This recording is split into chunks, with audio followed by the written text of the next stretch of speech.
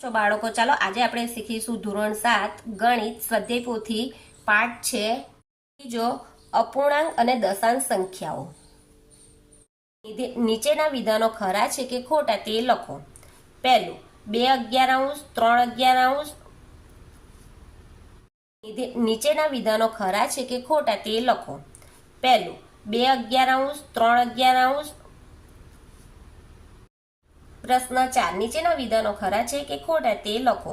પહેલું 2 11 વત્તા 3 11 વત્તા 4 11 બરાબર 24 11 તો ખોટું। 8/5 ઓછા 1/2 7/3 આવે ખોટું। 2/3 ગુણ્યા 3/5 ગુણ્યા 5/2 તો જવાબ આવશે 1 તો ખરું। જો કેવી રીતના જવાબ આવ્યો તો આ 3 ગયા આ 3 ગયા આ 5 ગયા આ 5 ગયા આ 2 ગયા આ 2 ગયા એટલે 1 આવ્યો એટલે જવાબ આપણે આવશે ખરું। શૂન્યનો કોઈ વ્યસ્ત નથી ખરું। જો બે અપૂર્ણાંકનો ગુણાકાર 1 મળે તો બે અપૂર્ણાંકો પરસ્પર વ્યસ્ત છે ખરું। 1 નો વ્યસ્ત નથી ખોટું। 4 9 નો વ્યસ્ત ઓછા 4 9 થાય ખોટું, કેમ કે 9 ઉપર જાય ને 4 નીચે આવે। 18/3 એટલે કે 18 ગુણ્યા 1/3 ખરું। 3/5 વત્તા 0 તો જવાબ આવશે 0 તો શું આવશે ખોટું। 4.3/5 નો વ્યસ્ત 5/23 છે। 5 ચોક 20 20 ને 3 કેટલા થાય 23 23/5 હવે એને વ્યસ્ત કરીએ એટલે 5 ઉપર ને 23 નીચે એટલે આ વાક્ય ખરું છે। ચડતા ક્રમમાં ગોઠવો। હવે અહીંયા તમે જોઈ લો કે ચડતો ક્રમ એટલે કોને કહેવાય તો પહેલા સૌથી નાની સંખ્યા, પછી એનાથી થોડીક મોટી સંખ્યા, પછી એનાથી થોડીક મોટી સંખ્યા, એ રીતે નાની પછી મોટી એનાથી મોટી સંખ્યા, એ રીતે ચડતો ક્રમ ગોઠવવાનો છે। તો અહીંયા આપણે જવાબ નહીં આવતો એટલે હું નોટમાં કરીને બતાવીશ। જો આ બધાનો છેદ સરખો નથી એટલે છેદ સરખો કરવા માટે આપણે શું કરવું પડશે 4 2 3 ને 6 એનો લસાઅ કરવો પડશે એટલે 2 વડે ગુણીએ તો 2 2 4 2 એકુ 2 આ 3 વડે નહીં થાય એટલે 3 2 તાલી 6 હજુ 2 વડે ભગાશે એટલે 2 એકુ 2 1 ને 3 3 હવે 3 વડે એટલે 1 1 3 એકુ 3 3 એકુ 3 2 2 4 4 તાલી 12 એટલે લસાઅ કેટલો આવ્યો આપણો 12। હવે અહીંયા લસાઅ 12 છે તો 4 ને કેટલા વડે ગુણીએ તો 12 આવે 3 ચોક 12 2 6 12 3 ને 4 આપો 3 ચોક 12 ને 6 દુ 12। હવે 3 ગુણ્યા 4 ને છેદ કેટલા આપ્યા 3 તો ઉપર પણ 3 આવશે 3 તાલી 9 4 તાલી 12। 1/2 છે ગુણ્યા એને 6 નીચે આપ્યા છે તો ઉપર પણ 6 એટલે 6 એકુ 6 6 દુ 12। હવે 1/3 છે તેને નીચે છેદ 4 આપ્યા તો ઉપર પણ 4 એટલે 4 એકુ 4 3 ચોક 12 1/6 તો એને પણ આપણે નીચે 2 વડે ગુણીએ તો ઉપર પણ 2 વડે એટલે 2 એકુ 2 6 દુ 12। હવે આપણે ચડતા ક્રમમાં આપણે નિયમ ખબર જ છે કે પહેલા નાની સંખ્યા પછી એનાથી મોટી સંખ્યા પછી એનાથી મોટી, તો સૌથી નાની સંખ્યા એટલે કેટલી આવશે 2/12 પછી 4/12 6/12 અને 9/12। આ આપણો જવાબ છે, પણ આ આપણો જવાબ તો છે જ પણ અડધો છે। હવે આપણે 12 વાળી 2/12 તો એ કઈ સંખ્યા છે 1/6 વાળી, પછી 4 વાળી તો 4 વાળી સંખ્યા કઈ છે 1/3, પછી 6 વાળી તો કઈ આવે 1/2 ને પછી 9/12 તો કઈ આવે 3/4 એટલે આપણો જવાબ આ આવશે।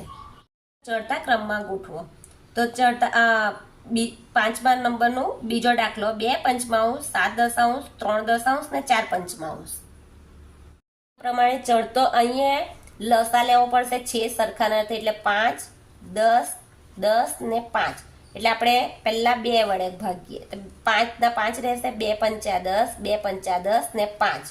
હવે 5 5 એકુ 5 5 એકુ 5 5 એકુ 5 ને 5 એટલે કેટલો લસાઅ આવ્યો આપણો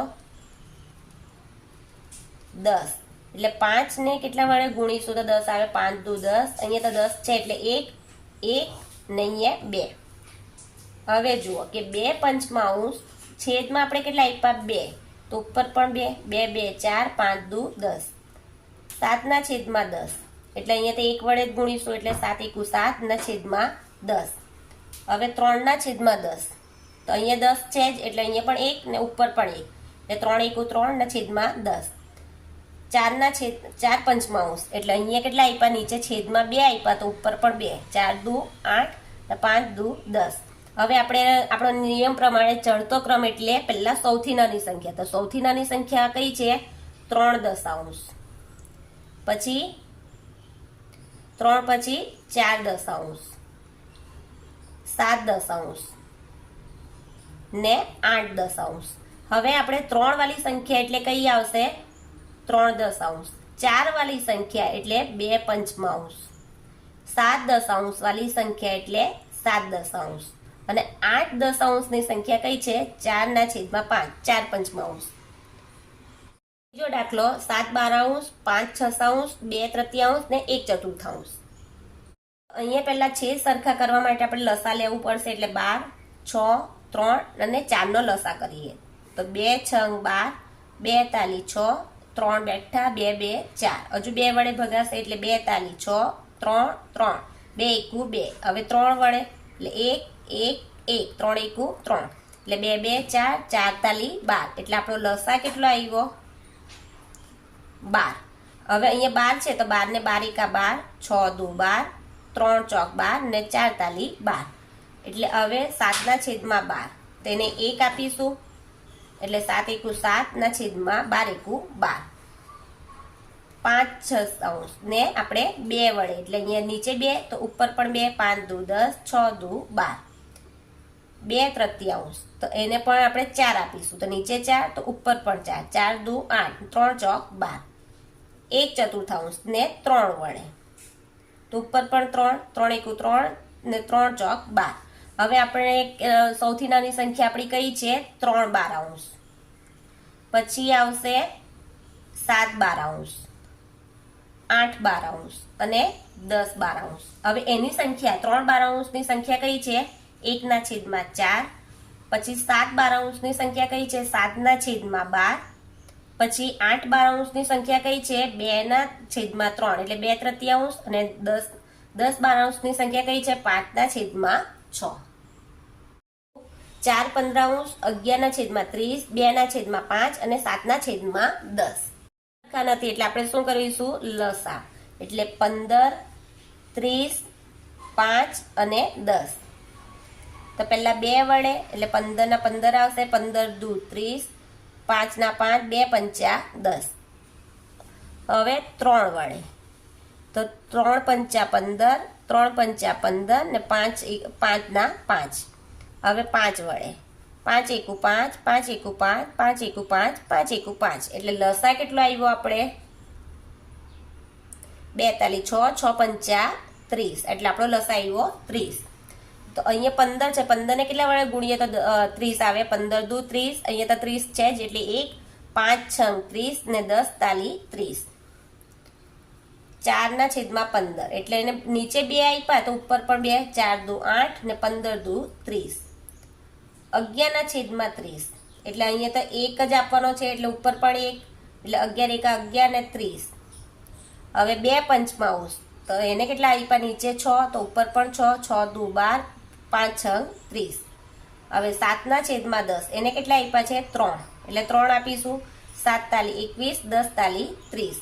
હવે આપણે ગોઠવીશું સૌથી નાની સંખ્યા તો કઈ આવશે, 8 ના છેદમાં 30, પછી 11 ના છેદમાં 30, 12 ના છેદમાં 30 અને 21 ના છેદમાં 30. હવે 8 વાળી સંખ્યા કઈ છે, 4 ના છેદમાં 15, પછી 11 વાળી કઈ છે, 11 ના છેદમાં 30, 12 ના છેદમાં 30 વાળી કઈ છે, 2 ના છેદમાં 5 અને 21 વાળી સંખ્યા 7 ના છેદમાં 10.